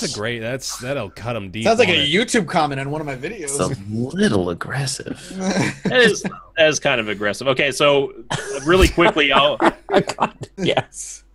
Really quickly, I've got the actual hot fix. Finale, the base damage bonus is 50%. Crit chance has been restored, though still lower than previous incarnations. And then Tyler released a statement on Steam, which I'll link to Bear if he wants to link it to Twitch chat. I cannot do that. Okay, well, I will link it in Twitch chat then. Thank you. But yeah, I'm happy that they're looking at that, and it shows that they do actually care about their balancing and stuff. And I think that everyone who jumped the gun to immediately start chastising Red Hook should just ease off the gas. Down a little bit. Yeah, it's not all doom and gloom, The districts as well, I do want to mention real quick. I definitely welcome that change. It seems like more of a thing geared toward the folks that are looking for more stuff to do in the late game too, and it's a big difference maker as well. They've actually got some pretty significant upgrades, not just the stuff that's like the bank, which save 5% of your gold every week. Obviously, that's going to be pretty good. You got the Sanguine Vintners, which are basically necessary now, which is they generate 2 new blood a week, I think it is. And then you got stuff that's gonna help specific classes out a little bit more. You know, like you got things that'll buff. I think it's like I don't remember the groupings, but there's like groupings of classes of heroes that will benefit from building a particular building. So those are kind of cool upgrades as well. I like that.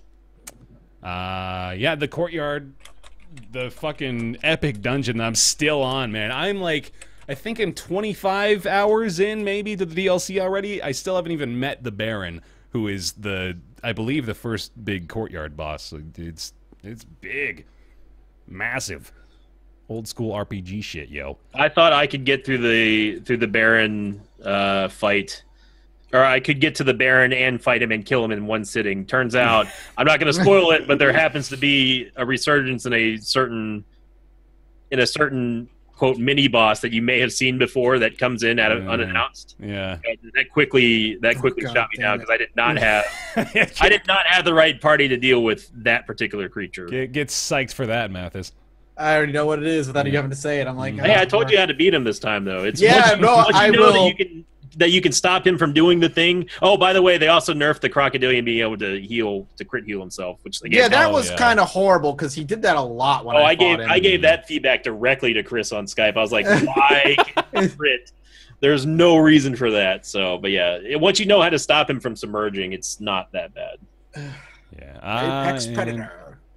And I think that basically covers it, but yeah, I'm digging it, man. I'm seeing a handful of negative reviews, but I feel I can mostly attribute that to the frustration of uncertainty.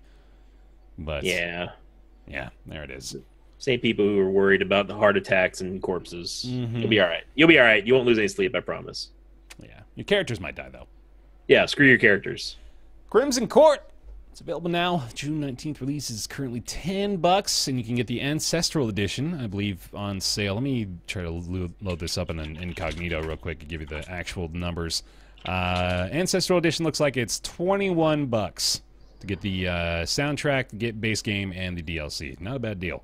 Total worth. Mm-hmm. Sweet. Okay. Woo! That's going to bring us in everybody's favorite segment. It's Ask Roundtable. Ask Roundtable is a weekly segment where you send your questions into roundtableyt@gmail.com. That's not the right overlay. There we go. To roundtableyt@gmail.com. We do our best to answer them. This week's question comes from Patrick. Patrick says, "Hey, Bear and crew, love the podcast. Thank you. I was wondering what some of your fondest multiplayer game memories are. Ever make up outlandish house rules or hold your own round-robin tournaments?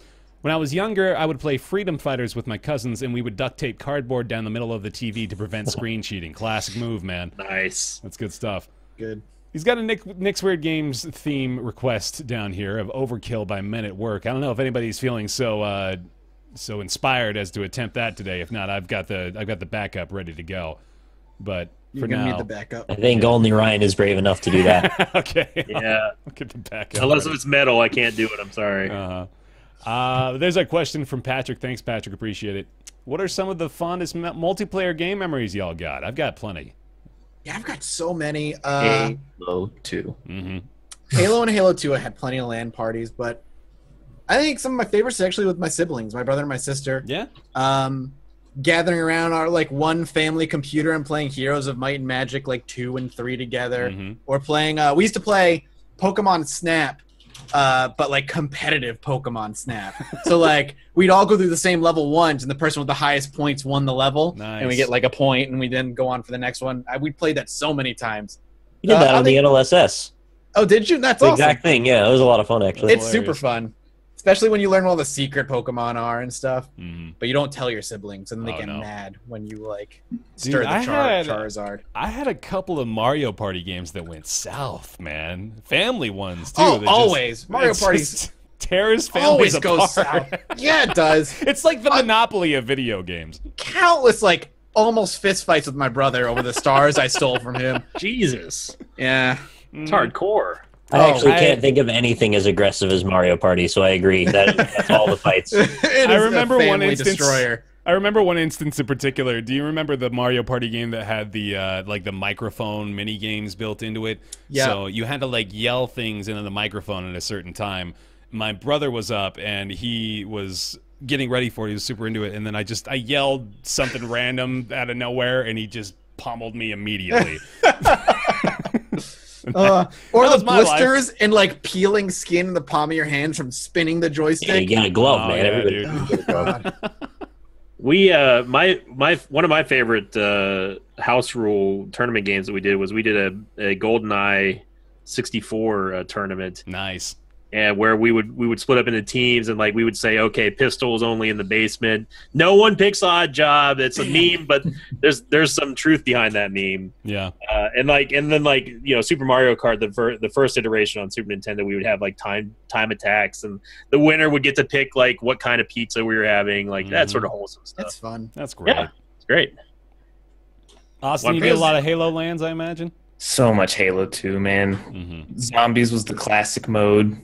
You had to switch teams when you die, and anyone who didn't switch teams was kicked from the game because they're awful. Mm-hmm. Bad people. Gotta change the green team. Mm-hmm. We would just my favorite multiplayer experience was just like going around the maps in Halo 2 doing the super jumps and the out of bounds stuff. Like it was just so much. Like it was his own game. When you got out of bounds, there was like a whole new map to walk around. You had to find all the places you could walk without falling to your death. And tell me if this is just me, but did you ever like, oh man, Nick, if you actually played this as much as we did too, you might be on board with this, but did you ever like go through the campaign maps? I swear to God, I was like onto something where I had discovered this weird triangle door on one of the first campaign maps when you like went out of bounds a little bit, and I was so determined to determine what it was, and like there were those sorts of secrets in this fucking game too. You had like the skulls, you had all these little Easter eggs hidden around. I was so sure I was onto something. Was there not one you had to bring a ship through a loading zone and then get it to crash into this one wall, and then you jump over the wall, and then above it was, what was it, like a gun or like scarab gun, dude? You had to fucking cram a banshee through this tiny little tunnel. It was like totally not designed to go in there, but you're like meleeing the thing, cramming it in, getting at this loading point, and then once you get it in the right spot, you got to get the load to happen right at the perfect moment. And then if you happen to do that, then you get the banshee there, you fly up, and you get the scarab gun, which is literally the scarab gun, which is like a giant fucking plasma cannon of death. Every game should have secrets like that. Yes, absolutely. Why don't they? Because they're annoying to make mostly. Yeah, and nobody really cares. For us. We used to do an actual LAN with like multiple Xboxes up at. We would get there's a couple of buildings at Texas A&M that we used to split people up in different of the lecture halls. Mm-hmm. And it would all be networked. And you got to keep in mind this is before the prominence of like everyone has broadband, and just doing like Halo tournaments that way was just unbelievable. I mean, outside of the fact we couldn't bring alcohol, everything else was there, man. We had pizza, we had soda, chips. That's some of my fondest memories is playing the Halo lands up at A&M. Mm-hmm. I had to go through way too much work because I really, really, really, really wanted to play Doom on PS1 with someone else. Uh-huh. And you could actually do a deathmatch via the LAN cable or whatever link cable they gave you back in the day. Really? So you needed 2 full-size TVs, which were heavy as fuck back then, 2 CRTs. PlayStation 1s, and 2 copies of Doom, and made it happen. I'm not really sure why I needed to do it that badly, but it needed to happen. I remember desperately trying to set up online for tribes back in the day, man. Like I had to do it. It was the unattainable goal. You couldn't do it back then, and it was if you get it, it was beautiful. Yeah. Quake 1, Marathon, Duke Nukem, those are all the dream. But as far as real people that I played against, it was usually my friends playing Mario Party or GoldenEye. Mm-hmm. All GoldenEye, man. Those you talk about breaking up friendships, man. Second to that one guy in the circle picks Odd Job just because it all goes down after that. That's gonna be Mathis. Yeah, it would have been Mathis. Yeah, Junfei in chat 100%. said it was their link cable playing Doom with my dad. It was also with my dad, so that's just funny. Mm-hmm. I think I've mentioned this a couple of times, but I did have, for my bachelor party, we rented out this warehouse, the bottom floor of a warehouse, and just put a shitload of CRT TVs and Xboxes, did a big old Halo 1 LAN. This was like 2012, so, a little dated, but it was fucking wonderful. It was so much fun. Yeah. Anybody else? Hey, You know, the thing I have the most fun with, though, is playing games with you guys in the NLSS. That's actually honestly where the most of it happens. Not you, Mathis. You're not on it. No, That's true. That's true. That's true. It's a joke. You should be on it. Is Northern Lion and Matt still friends? Let's get that thread up on the Northern Lion subreddit for the 5th time this month. Yeah. Northern Lion and Sinvicta beefing. He has no NLSS, and we don't do culling or GeoGuessr anymore. I think as long as he's gone, we're all beefing with him. I think that's how it works. Yeah, I think so. Yeah, that's how it's gotta work. Yeah, screw the egg. The only other like really fond memories I have are did you say just any LAN or just does it or, multiplayer game memories mostly? Yeah, the heyday of WoW, vanilla WoW through Lich King, memories that I will never forget. Meeting some of my best friends through that game and just countless hours. Wasted. Did you ever make not wasted? No, not wasted. What was that, Sinvicta? Part of the question was ever make up any outlandish house rules or hold your own round robin tournaments. We did that for GoldenEye and Super Mario Kart. And Halo. I ran a ton of tournaments for that Clan Halo website I was a big part of. I held them myself. I would make the brackets and I'd go get a prize, and then when a winner was determined, I would get their address and I would just go to the post office and mail them like a game, like Alone in the Dark or Minecraft or some shit. So I used to do that quite a bit. We used to dream about being able to play like a Madden like a football schedule with each other back, with the SNES or even the N64, and then people had to email the results and we had to adjust the standings and go through it one by one, but it was just too much work. They're like, someday maybe we'll all be able to play football together online without having to worry about dealing with all this stuff. Maybe. Man, that would be the day. Eventually we'll get there. Not today though. Yeah. Sweet. Wow. Good question. Yeah, that was a fun little trip down memory lane. Appreciate it, Patrick. If you got questions, send them on over to roundtableyt@gmail.com. Wrong overlay again. There we go. I got it. I know how to make a podcast happen. Cool. Woo. And that'll bring us into everybody's favorite segment after their favorite segment. It is time for Nick's Weird Games. And let me go ahead and play this little ditty right here for you. Hold on. Nick's Weird Games.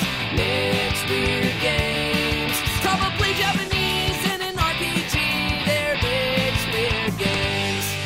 Yeah. Nick's Weird Games. All right.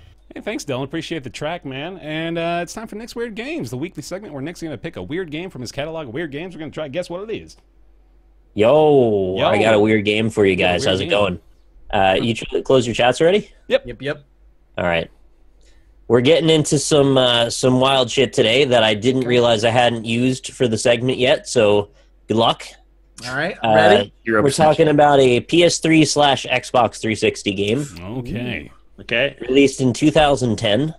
All right. And that's across the board in every single region, even Australia. Nice. So consider that. Most games never make it to Australia. This one did. They must have had a lot of confidence in it. Yeah. It was developed by Tri-Ace, published by Sega. Oh, and I'm going to go ahead and just tell you the name of it in Japan. Oh, okay. Okay. Right. Thanks. Interesting. End of Eternity. End of Eternity. All right. That sounds familiar. Was it End of Eternity? Tri-Ace is... That would be amazing if Sin just got me right there. There's Star Ocean, so... Is it a Star Ocean? Can't be a Star Ocean. I don't think it's a Star Ocean, but it's not. Tri-Ace have the Star Ocean people, right? That was like Dan's weird game. Yeah. Star Ocean. You know what I love is that saying that name still no one's gotten it in chat. That means it's that weird. Yeah. Oh damn! All right. So it's an RPG, as you probably figured out, because it's often an RPG. Yep. Takes place on Earth in the distant future where atmospheric pollution has nearly annihilated all life on Earth. The remains of humanity construct a purification system called Basil. No, not the Austin Powers one. In time, they create a civilization around Basil's central tower, watched over by its mechanical core called Zenith. Zenith ties human lives to quartz stones, making them immune to pollution. This sounds super familiar. Well, giving them predetermined social statuses and lifespans. This actually sounds like a pretty cool premise, doesn't it? A little bit, yeah. Mildly it's interesting. like out there, but interesting at least. Yeah. I always suck at Nick's Weird Games. Oh, I do too. Don't worry about it, man. Some characters are Zephyr, Leanne, Vashron, Rowan, Sullivan, Rebecca, Juris, and Frida. I love the mix of just weird names and like Rebecca. Yeah. No, I think I honestly like this sounds super familiar to me. Oh, it's end of eternity.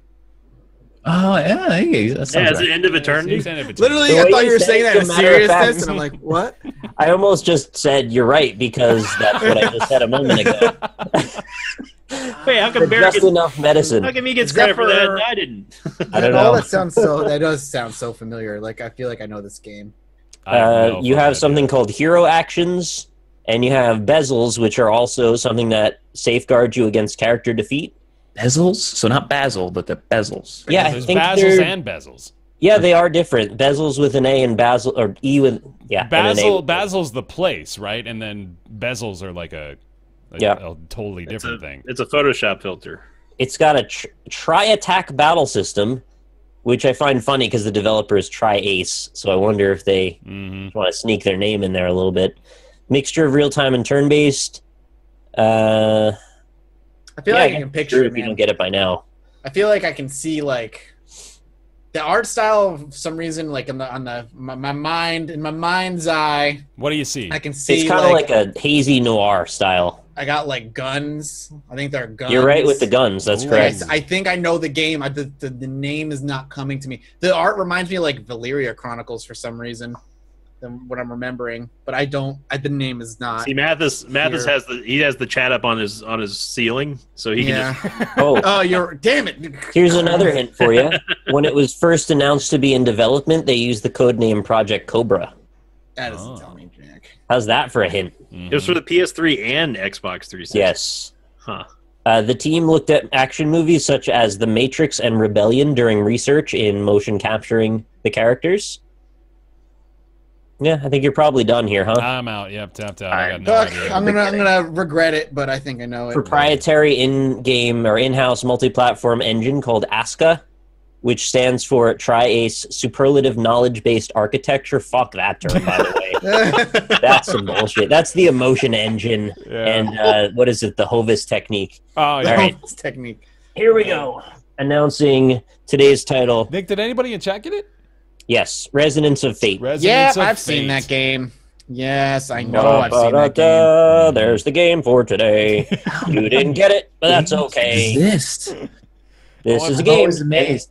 Look, there it is. I want that little jingle now, Nick, for when we fail Nick's weird games. You didn't get the game today. Hey, but that's okay.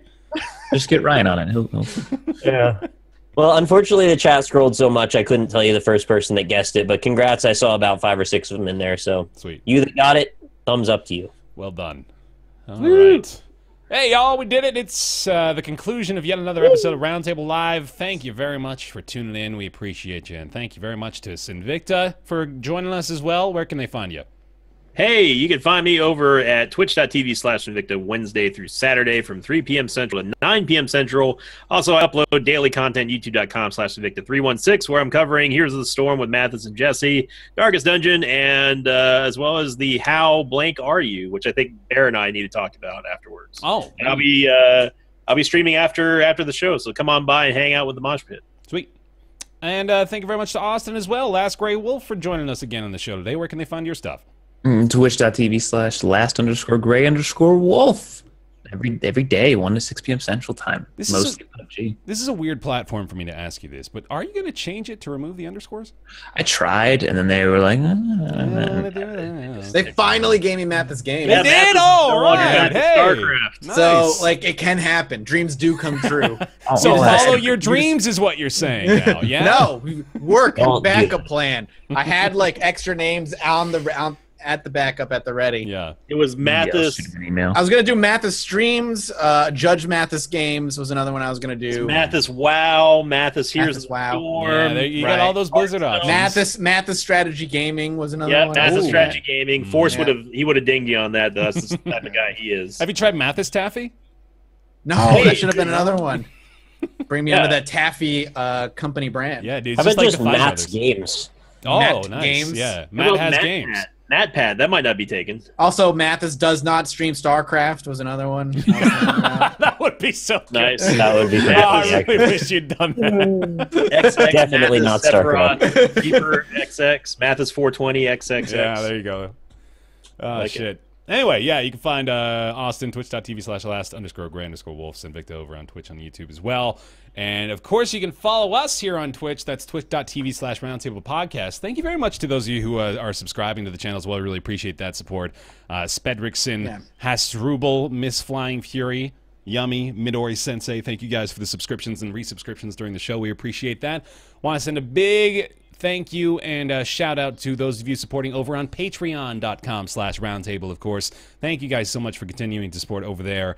While I pull up the patrons real quick, want to send a big thank you to those pledging at the $20 tier and above, which include Julian Abelsgaard, Jonathan Graham, Scrotty119, Ricky Greist, Peter Sunison. Sunison? Yes.